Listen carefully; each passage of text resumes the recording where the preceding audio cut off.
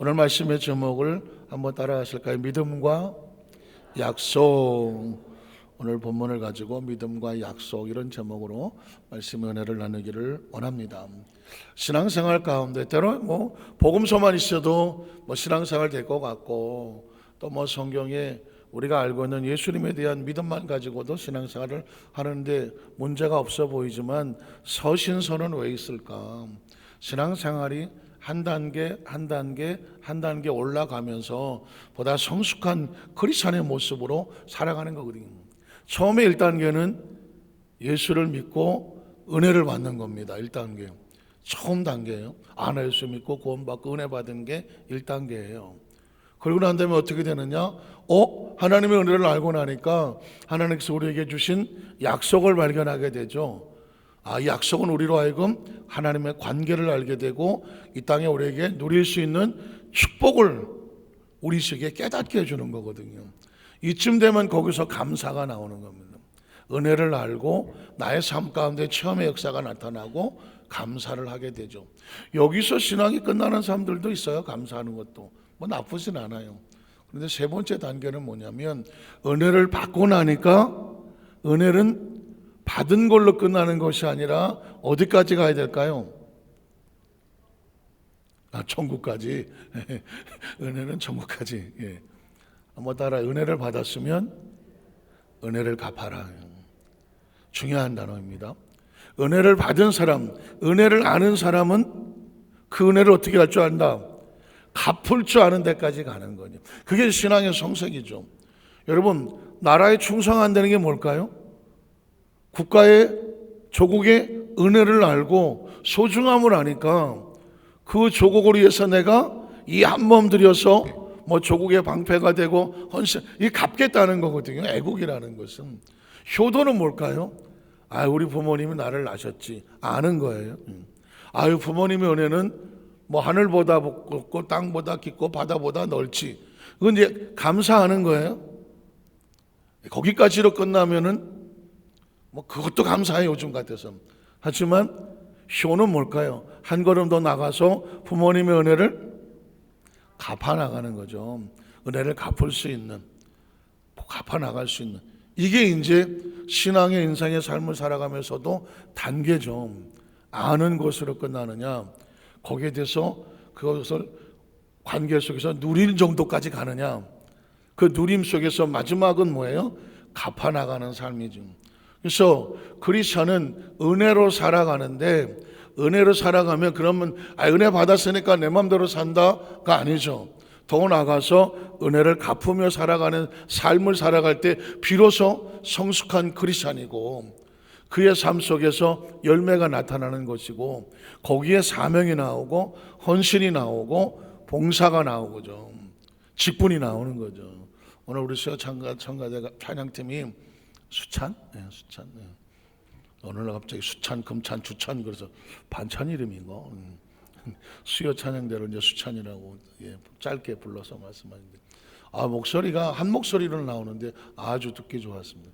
요즘 제가 팬텀 싱어인가 하는 거를 가만히 이제 옛날 재방송인데 흘러가다가 걸려들면 보게 되거든요. 음악에 원체 관심이 많아서.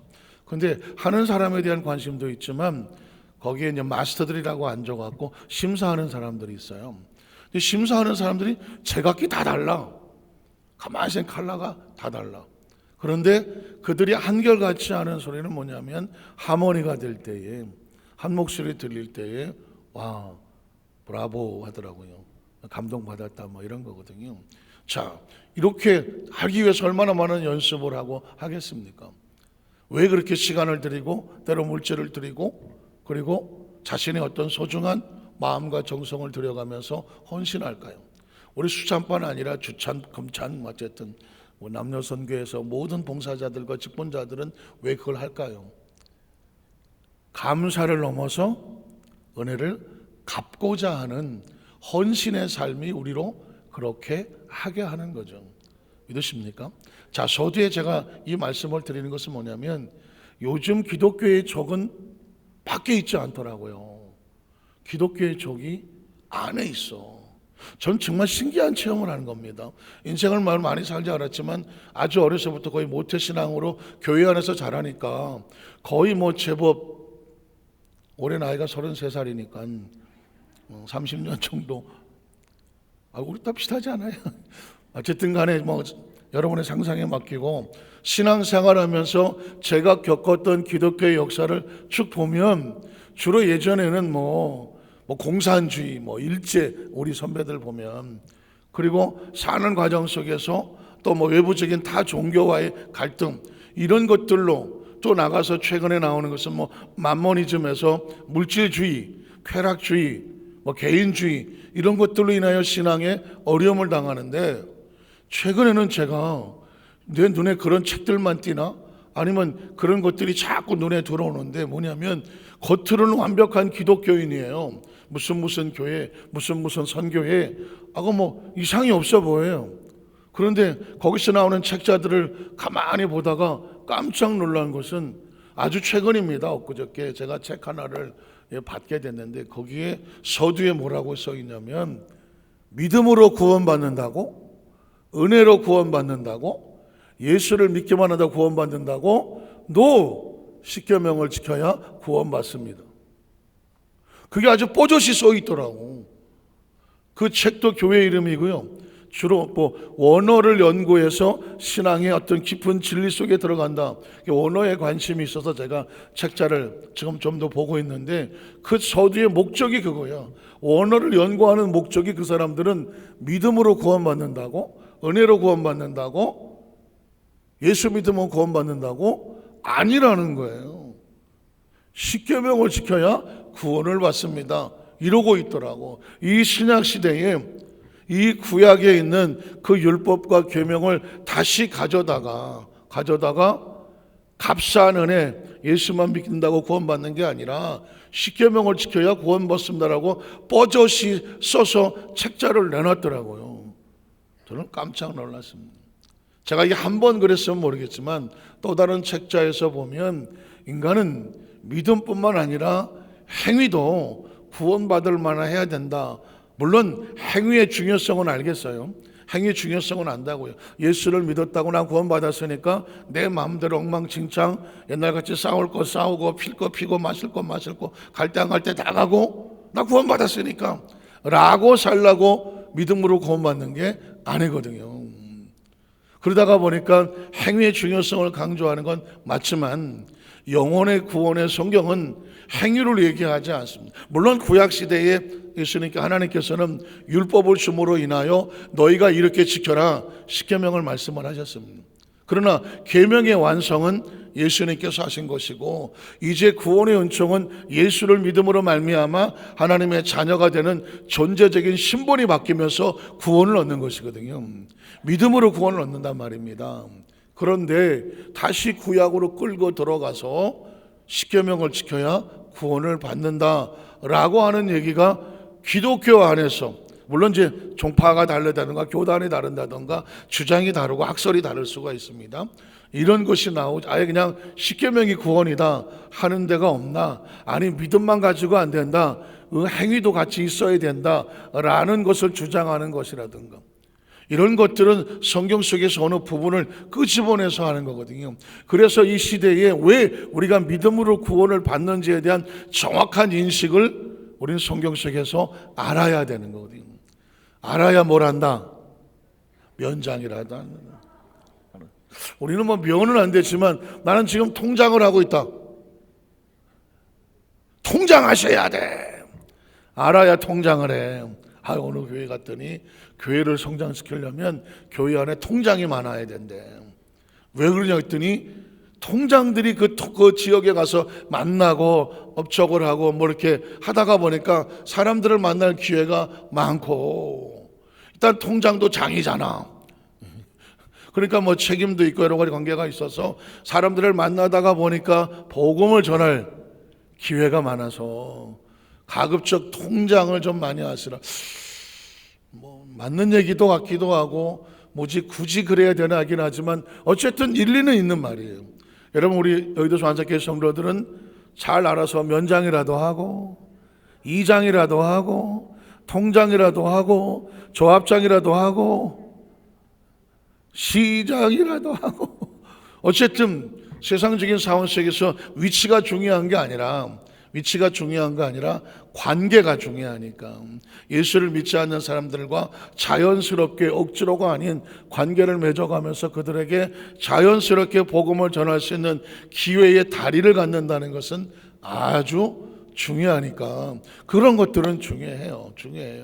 자, 그러려고 하면 우리가 철저하게 믿음으로 구원을 받는 의미를 알고 있어야 되고, 복음을 전할 때에 누군가 아니 꼭 예수를 믿어야 구원받아요? 라고 질문을 했을 때 그 질문에 대한 정확한 성경적인 답변을 할 수 있는 우리가 되어야 하는 것이죠. 그러니까 주일 예배에 나오시는 성도님들도 은혜 충만한 성도님들이긴 하지만 말씀을 수예배라든가 철예배를 통해서 다시 말씀이 한 단계 올라가서 알려지게 되는 이 말씀에 대한 여러분 열림이 있고 간절함이 있고 갈구함이 있기를 주님의 이름으로 축복합니다. 자, 천주교가 기독교의 가장 무서운 적 중에 하나였었죠. 왜냐하면 복음을 왜곡을 시켰거든요. 예수 그리스도 이후에 성경 66권 가운데 자꾸 구약과 연결을 시켜서 우상을 세우고 제사하는 흉내를 내고, 아시는 것처럼 이 가톨릭은 아직도 주기용으로 이렇게 했고 복장도 옛날 대제사장 같은 제상 같은 복장을 하고 향을 피우고 성수를 뿌리고 또 상을 세우고 들어가기 전에 성수로 손을 씻는다고 해서 씻고 마리아 앞에 가서 이렇게 하면서 하고, 이왕에 기도하는 거 아기 예수보다는 그래도 어머니를 통해서 하는 게 낫지 않겠냐. 이게 지금 말이 됩니까? 아니 아기 예수한테 하는 것보다는 어머니를 통해서 이렇게 하는 게 낫지 않겠냐. 말은 돼. 그냥 동네 사람들 듣기는 말은 되지만 왜 예수님을 맨날 천주교는 아기로 만들고 안고 있습니까? 이 무서운 일입니다. 예수님이 왜 맨날 애기입니까? 애기. 안 자라는 애기야. 맨날 애기야. 그러니까 마리아는 이따시만 해갖고 하고 앉아 있습니다. 그러니까 마치 성모 승천설, 마리아가 죽지도 않고 승천을 했다, 이따위 소리가 나오는 것은 어떤 사람을 숭배하고 상을 숭배하고 예식과 무슨 처설 숭배하고, 어디 갔더니 마리아의 동상에 눈가에서 피가 나와갖고 피를 흘렸다. 거기 가서 또 그 옆에 샘이 있는데 씻으니까 병이 나았다. 왜 이런 것들을 한 장소를 성소라고 말하고 사람을 성스럽게 어떤 성역화시키고 우상화시키는 겁니까? 이건 그리스도의 복음을 무력화시키는 것입니다. 오직 믿음으로 구원을 받는다는 것을 무력화시키는 것이죠. 사실은 바울이 왜 바울이 됐는가? 바울은 그 속에 있었던 사람이잖아요. 그 구약에 있었던 사람이잖아요. 구약이 전부인 줄 알았던 사람이잖아요.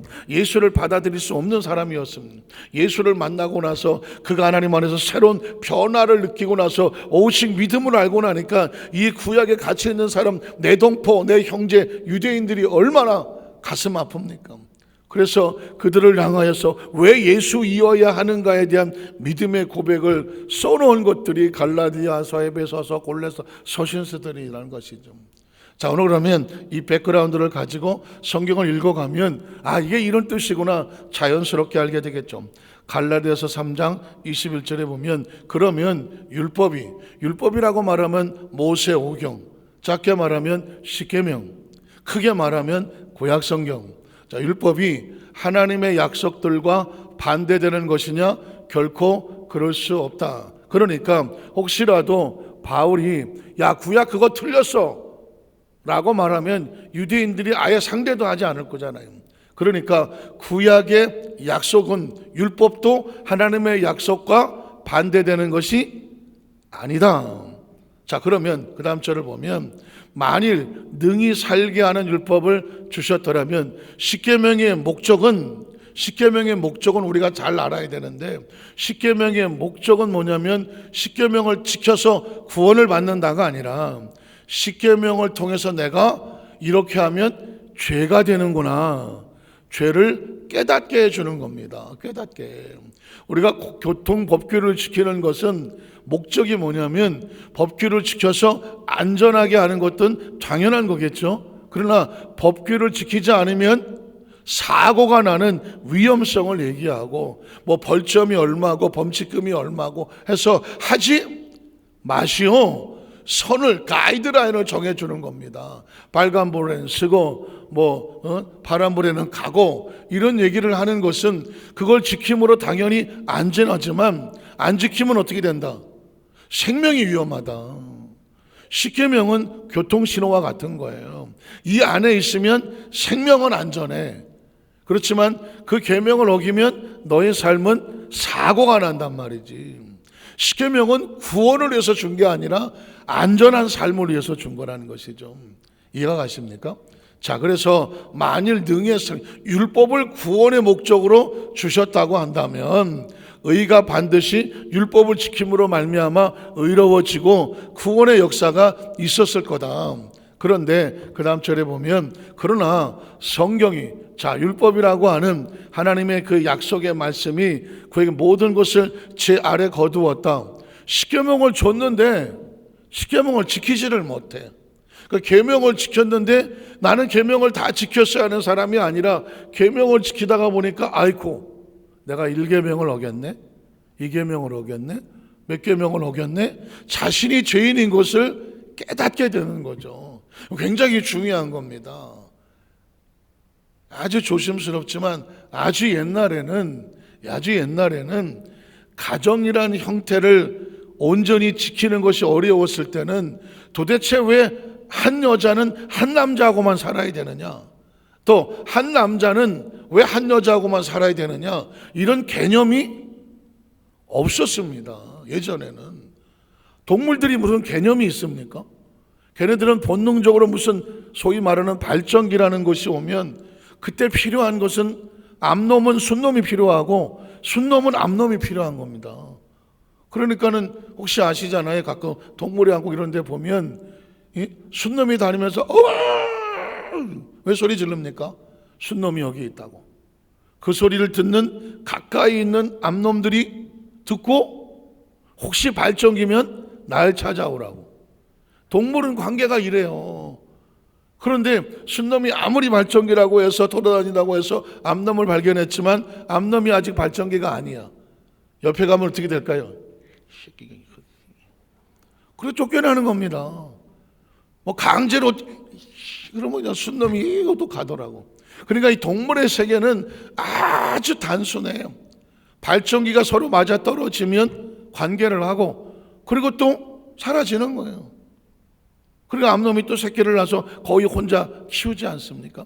집단몰이하지 않는 거죠. 그러니 인간도 본능적으로 처음에 태어났을 때 학교가 있습니까? 무슨 도덕이 있습니까? 윤리가 있습니까? 하나님의 말씀이 계명이라고 하는 이 종교적인 원칙이 없으면 그냥 이게 어떻게 살아야 되지? 최초의 원시시대 사람들은 집단적으로 살지만 이게 어떻게 원칙이 없잖아요. 그러니까 오랫동안 어떻게 됩니까? 일부 다처제가 되기도 하고 일처 다부제다 하기도 하고 별로 반응이 없구나 이런 데는요. 그러니까 이렇게 성적인 윤리가 없었다는 겁니다. 그러니까 지금 회교도가 그렇잖아요. 회교도는 성적인 윤리가 거의 없더라고요. 그러니까는 일부 다처제를 해서 한 사람이 여러 명의 여자들 전 세계에서 놓고 하여튼간 아이를 많이 낳아서 그 인구 숫자로 나라를 점령하자. 이게 회교도야. 그리고 자기들의 어떤 축제 날이 되면 난 세상에 지금도 그런 시대가 있는지 몰랐어요. 그 자기들의 축제가 되면 그때는 전국 사방에 몰려들어서 축제를 하는 동안에 둘이 눈만 맞으면 그냥 그날 발로 서로 관계를 가져도 되는 날이라는 거예요. 그러니까 세상이 그런 날이 그런 시대가 지금 시대가 어느 때고 그런 게 말이 됩니까? 당장 눈앞에 있는 여자, 눈앞에 있는 남자와 그냥 눈만 맞으면 그냥 자연스럽게 관계를 가져도 누구도 뭐라 하지 않는 이게 지금도 회계도를 가니까 여전히 그런다는 거예요. 그러니까 도덕과 윤리라는 거는요, 누가 정해주지 않으면 내가 이게 잘하는 건지 못하는 건지. 여러분 아시는 것처럼 저 아프리카의 피그미족들은 사람을 잡아먹지 않습니까? 태어날 때부터 엄마 아빠가 사람을 잡아먹어서 같이 먹고 자랐어. 여러분 죄의식이 있을까요 없을까요? 죄의식이 없어요. 아니 자기들은 주식이 뭐야? 사람이야. 아니 동네 자체가 그렇고 민족 자체가 그렇다니까요. 그러니까 이런 사람들에게는 도덕이라는 것을 윤리라는 것을, 인성이라는 것을, 이런 걸 깨우쳐 주지 않으면 인간은 내가 잘하는지 못하는지 모르고 자라는 거예요. 그러니까 그래서 필요한 게 교육이고 도덕이고 윤리인데, 원시 시대부터 오는 가운데에 가장 중요한 이 도덕과 윤리의 원칙은 종교가 주는 거죠. 종교가. 그래서 하나님께서도 애굽에서 나온 이스라엘 백성들 광야에서 제일 먼저 한 게 10가지 계명을 주지 않습니까? 우리가 알고 있는 건 10계명이지만 사실은 뭐 여러 가지 설이 있습니다. 실제로 그들이 알고 있는 618가지의 율법이 있다, 뭐 또 35,000가지다라고 하는 세세한 세칙들이 있습니다. 거기에 뭐 탈무드가 있고 또 여러 가지 많은 또 다른 뭐 미도라스니 또 여러 가지 그런 계명서 같은 게 있습니다. 문제는 뭐냐? 어떻게든지 인간이 하나님의 뜻에 맞게끔 원칙과 도덕과 윤리를 지키며 하나님의 형상과 모양이 훼손되지 않고 양심을 지키며 인간처럼 살아갈 수 있느냐? 이걸 찾으려고 몸부림치는 거거든요. 자, 그런데 이걸 깨닫고 나서 십계명을 통해서 내가 하나님 앞에 이런 죄를 그동안 지고 있었구나. 여러분, 깨닫는 거 중요합니다. 그 식인종들이 뭐 영국에서 어떤 분들이 아프리카 이렇게 뭐 여행을 갔는데 어떤 시커먼 흑인이 하나 앉아갖고 성경을 읽고 있더라는 것입니다. 기가 막힌 거죠. 이게 사람인지 원숭인지 뭐 시커멓게 갖고 반스만 하나 입고 앉아갖고 성경을 보고 있으니까 그 영국 사람이 하도 기가 차서 아이고 꼴에 무슨 또 성경을 읽는다고. 아이고, 혹시 그 성경이 무슨 내용인지나 알고 믿는 거요? 당신이 뭐 예수를 알아? 당신이 예수 믿는 거예요 정말? 이 성경은 이게 뭔 얘기인지 알아? 비아냥거리는 거죠. 그때 그 식인종 되시는 분께서 이렇게 말했다는 거 아닙니까? 내가 예수를 안 믿었으면 당신은 오늘 내 점심거리요. 점심거리. 예수를 믿어서 뭐가 바뀌었어? 식성이 바뀐 거죠.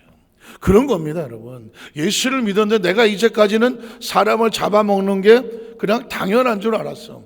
예수를 믿고 나니까 하나님의 원칙이 나한테 들어오는 거예요. 하나님의 형상과 모양을 닮은 살인하지 말라, 형제를 사랑하고 이웃을 사랑하고 소중히 여기요. 이 이야기는 뭐냐? 우린 모두 하나님의 형상과 모양을 닮았기 때문이거든요.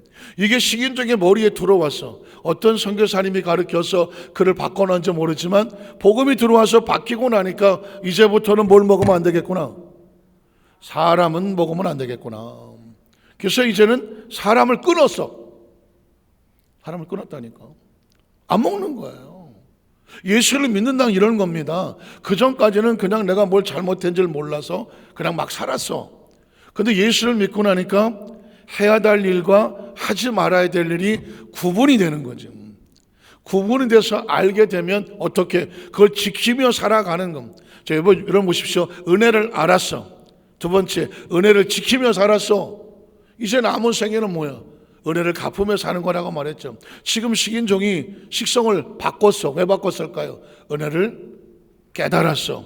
그래서 삶 속에 내가 지키며 살아야 되겠다 해서 맛있는 백인 음식이 하나 있는데도 저걸 내가, 하지만 머리로는 감정으로는 먹고 싶지만 그 안에 있는 믿음이 어떻게 그를 절제시키는 거죠.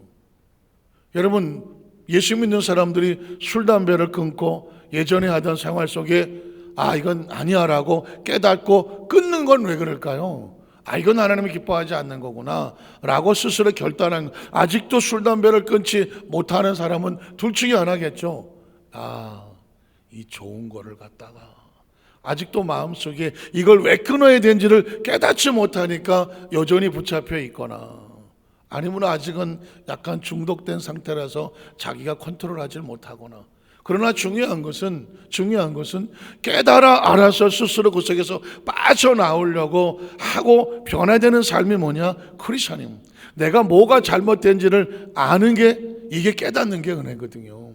그래서 지금 바울이 그 얘기를 하는 겁니다. 성경이 우리 모든 것을 죄 아래 가두었다는 얘기는 성경을 보니까 내가 그동안 잘못 살아왔네. 내 마음대로 하면 안 되는 거네. 하나님 없이 살면 안 되는 거네. 깨달았어. 자, 그래서 그 다음 절에 보면 그렇지만 이는 예수 그리스도를 믿음으로 말미암은 약속을 믿는 자들에게 내가 죄인이었지만 예수를 구주로 믿음으로 말미암아 하나님의 약속이 있구나. 예수를 믿으면 죄에서 나와서 의를 얻을 수 있구나. 내가 구원을 받을 수가 있구나. 하나님의 자녀의 축복을 회복할 수 있구나. 그래서 그 사람들에게, 깨닫는 자들에게 뭘 주시느냐? 예수를 구주로 믿음으로 말미암는 뭘 주셨다? 구원의 약속을 주셨다고 말씀하는 것이죠. 약속을 믿는 자들에게 주려 함이라. 그 다음 절을 보면, 자, 믿음이 오기 전에, 우리가 예수를 믿고 구원받는 믿음의 약속이 오기 전에는 우린 율법 아래, 십계명 아래, 구약 아래 매인 바가 됐어. 이제 우리가 죄인이 되었는데 여기서 십계명을 다 못 지켰으니 십계명으로는 구원받을 만한 길이 보이지를 않아. 그래서 우리는 다 우리가 어떻게 구원을 받나? 갇혀 있는 존재죠. 그래서 계시될 믿음의 때까지 갇혔다. 계시될 믿음의 때가 누가 올 때예요? 계시는 예언된 믿음으로 구원받는 때, 그때가 언제가 그때예요? 예수님이죠. 예수님 얘기를 하는 겁니다. 계시될 믿음의 때는 뭐냐? 메시아의 예언이 구약 속에 있었는데 메시아가 오기 전에는 계명에 갇혔고 계명으로 구원받으실 길이 없었다는 것이죠. 그런데 믿음의 때까지 갇혔지만 이제 갇혔으니까 뭐 할 때가 나오겠어요? 거기서 자유할 때가 나오겠죠. 그 다음 절에 보면, 그래서 이같이 율법이 우리를 그리스도께로 인도하는 초등교사가 됐다. 이야기는 아마도 그 당시에 아마도 어떤 일을 가르쳐주는 가이드 같은, 초등학교 교사 같은, 아주 기초 단계 교사 같은 그런 어떤 모습이 있었던 것 같아요. 그걸 예로 드는 거죠. 자, 학교를 갈 때, 학교 갈 때는 이렇게 옷을 입어야 돼요. 학교 갈 때는 여기다 요즘은 그거 안 달죠.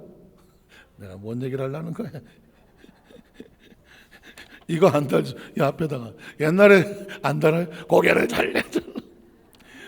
이거 예전에 국민학교 갈 때는 제일 먼저 하는 게 뭐예요? 여기다가 손수건을 달았어. 지금 생각하니까요, 손수건 이만한 걸 달았어. 손수건 달았어. 그리고 어쨌든 옷을 입혔네. 하여튼간에 손수건을 달았어. 이따만한 걸 달았어. 손수건을 왜 달았을까요? 코 닦으라고 하는 거예요. 그러면 그 손수건을 주머니에 넣어두지 왜 여기다가 다는 거예요? 잊어버리지 말고 닦으라는 거죠. 나 왕년에 코싸움 좀 했다. 코 좀 흘렸다. 왕년에 코 좀 흘렸다. 정말 이 손수건 얘기가 나와서 하니까 듣고 잊어버리세요. 겨울에 춥지. 양지 바른 곳에 다들 이러고 이제 앉아 있는 거지. 추우니까 등뼈개로 하고 있는데, 그러면 따뜻하면, 갑자기 춥다가 따뜻하면 코에서 액체가 나오기를 시작합니다. 이게 콧물이 그냥은 안 나와요. 온도차가 좀 생기면서 이 안에 생성이 되죠. 근데 이거는 거의 요즘 옛날에 원액이 나왔어. 원액.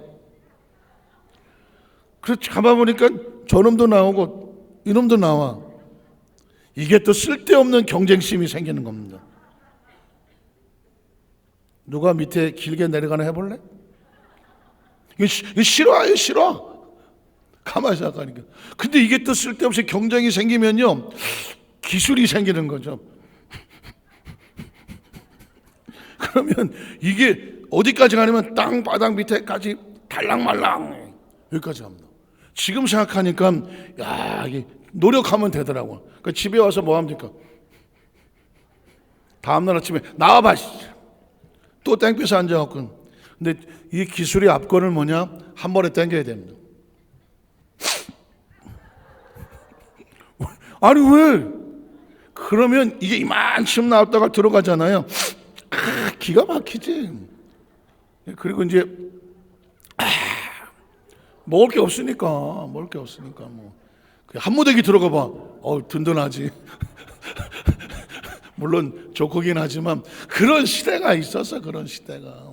그래서 예전에는 코가 이렇게 나와도 별로 이렇게 흉이 안 됐다니까요. 요즘은 거울 보면서 뭐라도 묻었나 맨날 닦아야 돼. 혹시라도 뭐라도 묻어서 홀린 거죠. 어쨌든 그런 시기가 있었을 때 학교 가면 뭐 손들고 가야 돼요. 뭐 코나면 어떻게 해야 돼요. 뭐 이런 것들을 가르쳐주는 아주 기초적인 교사가 있었던 것처럼 율법이 십계명이 예수 그리스도로 앞에 인도하는 교사 역할을 했다는 것입니다. 이런 이게 죄다. 죄를 지으면 범죄한 영혼은 죽으리라. 율법이 그렇다. 그러니 이 죄에서 구원을 받는 믿음의 길이 있다. 그러므로 우리가 메시아, 예언된 메시아 예수 그리스도께로 나아가게 하는 것이 바로 율법이 가르치는 거다. 유대인들을 향하여 당신들은 율법으로 의를 얻지 못하지 않느냐, 율법 아래 갇혀서 피차에 서로 안 그런 척하지만 다 죄인들이 아니냐, 그럼에도 불구하고 율법을 가졌다고 구원받은 것처럼 생각하느냐, 율법을 안다고 구원받지 않는다. 율법은 우리를 죄인인 것을 드러낼 뿐이다. 오직 예수 그리스도를 믿음으로 구원을 받는다 라고 율법이 인도한다는 거죠. 초등교사가 되어 그 다음 째 우리로 하여금 무엇으로 말미암아? 믿음으로 말미암아 의롭다함을 얻게 하려 함이다. 그러니까 지금 이 말씀은 저와 여러분 머릿속에 왜 믿음으로 구원을 받는가?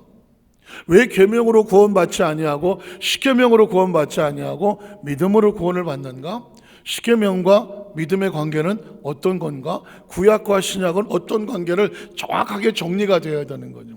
자, 그 다음 절에 보면 믿음이 온 후로 예수 그리스도로 말미암아 우리에게 믿음의 시대가 온 이후로 우리가 이제는 더 이상 예전에 있었던 초등교사가 와서 이래야 돼요, 이래야 돼가 필요하지 않은, 이제는 우리가 믿음으로 그 안에 들어왔으니, 학교 안에 들어왔으니 학교 바깥에서 학교로 인도하던 초등교사가 필요하다, 필요하지 않다, 필요하지 않는 거죠. 필요하지 않아서 이제 우리는 믿음 아래 있다, 율법 아래 있지 아니하고, 그 다음 절에 보면 그래서 너희가 다 믿음으로 말미암아 그리스도 예수 안에서 누구의 아들이 됐다? 하나님의 아들이. 이게 정체성이라는 것입니다. 제가 여러분에게 예수님을 구주로 믿으시면 아멘 하시기 바랍니다. 라는 고백은 뭐냐면 매 순간 분차마다 나는 누군가 하는 거예요. 나는 누군가라고 하는 정체성을 가져야 돼요. 여러분이 누군가를 정확하게 알면은요, 행동, 거짓, 말 한마디, 복장 하나 다 뭐 하게 됩니까? 조심하게 되잖아요. 제가 아는 목사님이 그 양반이 분명히 강대에서 그런 설교를 했는데 내가 나중에 물어보더니 자기는 그런 적이 없다고 하도 발뺌을 해서 좀 사실이 확인이, 저는 분명히 들었는데 본인은 안 했다고 그래서 사실을 확인하지는 못했지만 제 기억으로 정확히 듣지 않았으면 그런 얘기를 할 수 없는 이야기가 있는데, 이 목사님이 서울대 사대를 나와서 봉천동에 있는 봉천중학교에서 윤리교사를 하셨어요. 이러면 제가 얘기하지 않겠습니다. 그러다 저하고 이제 동기인데, 그래서 뭐 교구장을 하고 다 이렇게 하다가 여의도 교회 부목사까지 갔었어요. 수예배 때 설교했다고 분명히. 내가 안 그러면 어떻게 그 사람의 과거를 알겠어. 근데 안 그랬다고 자꾸 그래서 뭐 다시 확인해 봐야 되는데, 이분이 학교 다닐 때니까 뭐 대학생 때 결혼하기 전에 당구를 그렇게 치셨다네.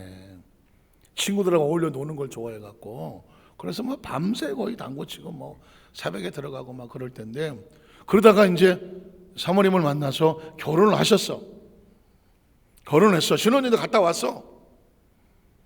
그리고 이제 왔는데 이 양반이 그 사모님 얘기가, 아니 남편이 안 들어온다는 거예요. 새벽이 돼도 안 들어와. 얼마나 놀랐겠습니까? 그래서 새벽에 들어오더래. 쑥 들어오더니 자기를 그 사모님 보고 깜짝 놀라더래. 그래서 왜 놀라냐고 그랬더니 당신이 왜 여기 있냐고 그래서, 우리 결혼했으니까 여기 있다. 결혼했나? 이 양반이 습관처럼 끝나고 아는 이제 선생님들하고 같이 당구를 치러 가서 밥 먹고 어떻게 하고 밤 12시 넘어 새벽까지 당구를 치시고 들어왔는데 그 순간만큼은 자기가 결혼한 걸 잃어버렸대요. 그러니까 사람이 그럴 때가 있잖아요. 퇴근하고 내 친구들이 야 밥 함께 먹자, 당구 한번 치자야. 그러니까 그래 따라갔다가 너무 재밌게 막 놀다가 보니까 자기 결혼한 걸 잊어버렸어. 그래갖고 이제 신혼초니까 새벽 2, 3시에 덜렁덜렁 들어와서 봤는데 웬 여자가 집에 있더래. 야, 그래서 제가 그 장면, 이 얘기를 그 본인이 얘기 안 하면 내가 어떻게 이런 얘기를 알겠냐고. 그런데 나중에 목사님 제가 지난 수요일 예배 때 그런 얘기 하시는 걸 들었는데 얼마나 재밌었으면. 나는 그런 얘기 안 했습니다. 안 한 걸로 치고, 어쨌든 간에 안 한 걸로 치고, 실명 확 얘기해 버릴까 보다. 그냥 안 한 걸로 치고, 중요한 건 뭐냐, 자기가 누구인지를 잊어버리면은요 뭘 행동해야 될지 결정이 안 나요. 아직 총각일 줄 아니까 밤새벽까지 단골 치겠다 오시는 건지, 만약에 자기 결혼했다고 생각하면 언감생심 저녁도 집에 가서 먹겠죠. 제가 이런 얘기를 하는 겁니다. 왜 성경에 간혹 가다가 너희가 누군지 아느냐 라고 말하는 거죠. 너희는 믿음으로 말미암아 그리스도 예수 안에서 누구의 아들이다, 누구의 자녀다? 하나님의 자녀야. 그러니까 어떻게 해야 돼? 하나님의 자녀답게, 예수 그리스도 안에 구원받은 하나님의 자녀답게, 예전에 그냥 구원받지 않았을 때 내 마음대로 하던 모든 것에서 돌아서서 하나님의 자녀답게 사는 삶을, 몸가짐을, 언어가짐을, 마음가짐을, 삶의 가짐을 전혀 다르게 하고 살기를 끊임없이 성경은 우리에게 리마인드를 시키는 거죠. 다시 생각나게 하는. 아들이 되었으니 어떻게 하라고? 누구든지 그리스도와 합하기 위하여 침례를 받는 자는 그리스도로 옷을 입었다. 자, 합한다. 침례의 목적은 예수 죽음, 내 죽음, 예수 부활, 내 부활, 예수 생명, 내 생명, 예수 천당, 내 천당, 하나라는 거 아닙니까? 예수님의 생명으로 태어났다. 그래서 그리스도로 옷을 입었다. 옷은 지금 나와 하나인 거죠. 이 인식을 준 건 뭐냐, 크리스천은 항상 어딜 가더라도 그리스도와 분리된 존재가 아니라 우리는 그리스도와 모된 존재, 하나된 존재. 한번 따라하세요. 예수님과 우리는 하나입니다. 그런 인식과 사고를 가지고, 그래서 예수님처럼 예담 교회, 예담 선교, 예담이 뭐예요?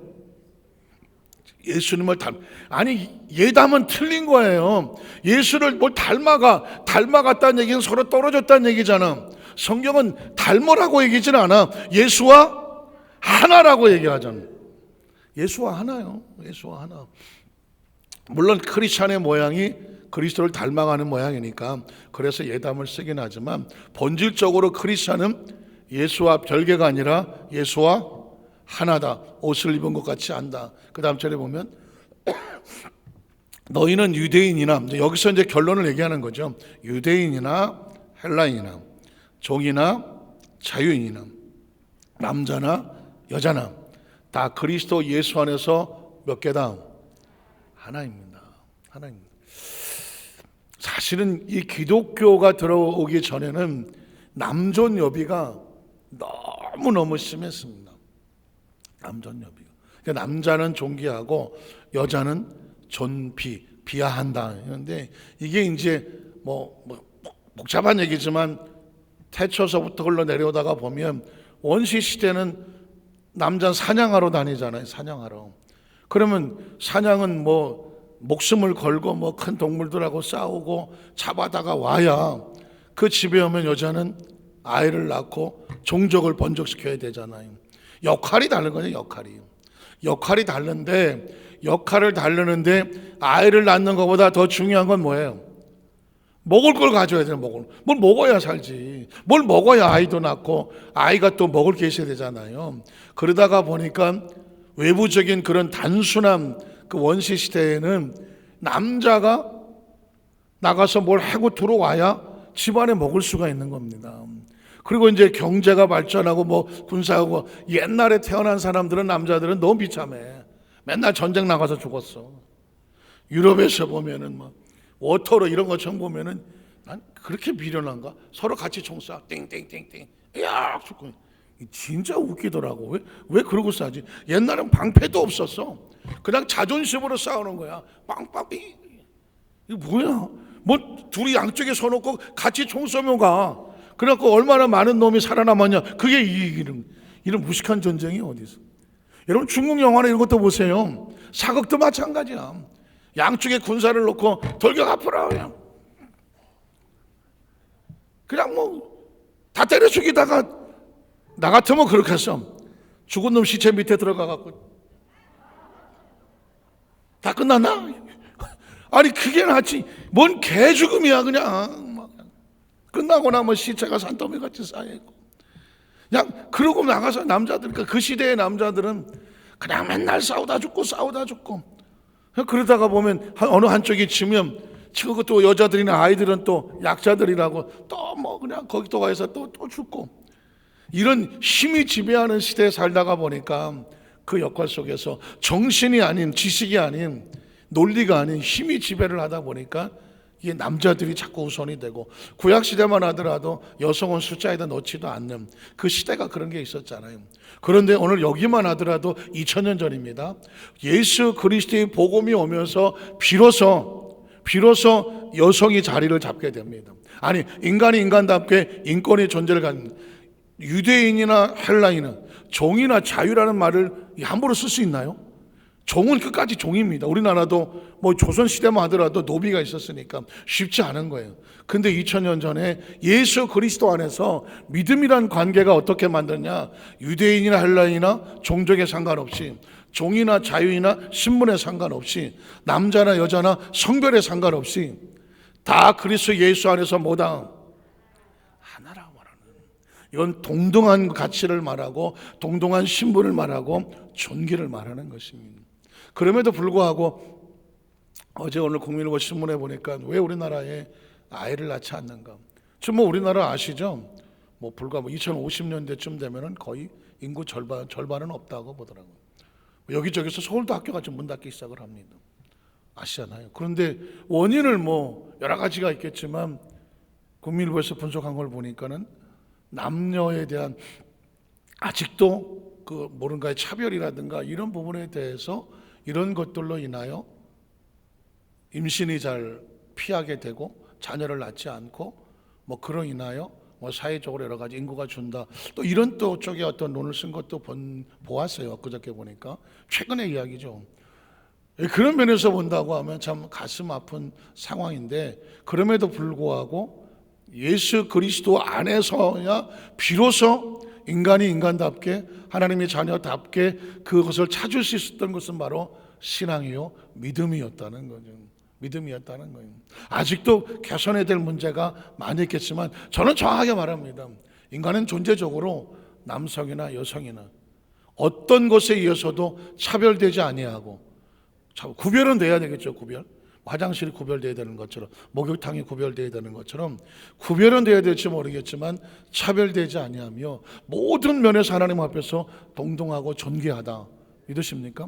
이 의식과 사고가 우리 머릿속에서 아주 정확하게 개념을 갖는 것은 하나님의 뜻이다.